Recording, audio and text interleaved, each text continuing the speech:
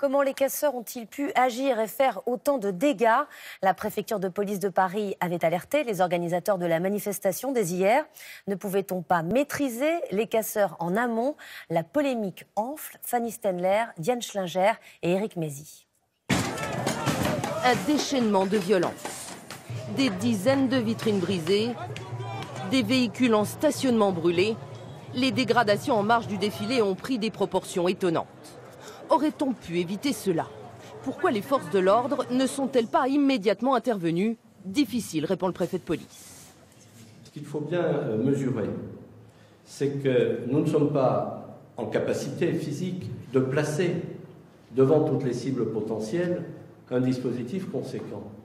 Et même si on était en capacité de le faire, j'ai envie de dire que ça serait la double faute. Parce que d'une part, les exactions auraient lieu, mais en plus, nos forces de l'ordre seraient exposées à des personnes qui les agresseraient. Autre explication du préfet.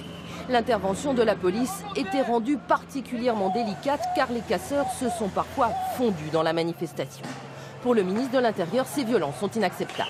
Je condamne avec fermeté les violences et les dégradations commises. Une condamnation qui n'empêche pas la polémique de monter. Dans l'opposition, plusieurs voix s'élèvent pour dénoncer la situation.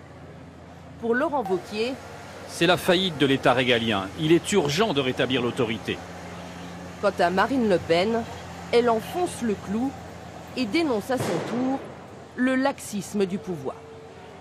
Le préfet, lui, a rappelé que 1200 policiers étaient déployés cet après-midi, un dispositif adapté selon lui. Et ce soir, le Premier ministre Édouard Philippe a condamné l'irresponsabilité des discours radicaux qui encouragent de tels agissements. On retrouve Clément Le Goff en direct du pont d'Austerlitz. Bonsoir Clément. Le préfet de police de Paris a dû demander aux cortèges syndicaux de changer d'itinéraire pour éviter de se retrouver au milieu du chaos. Le défilé a été gâché par les casseurs.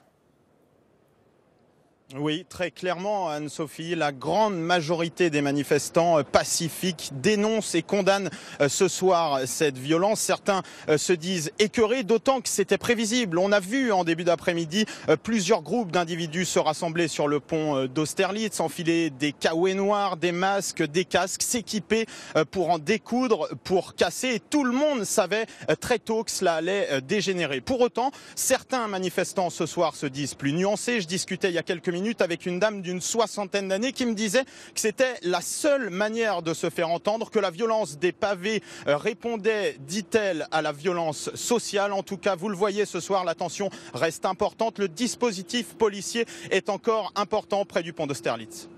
Merci Clément.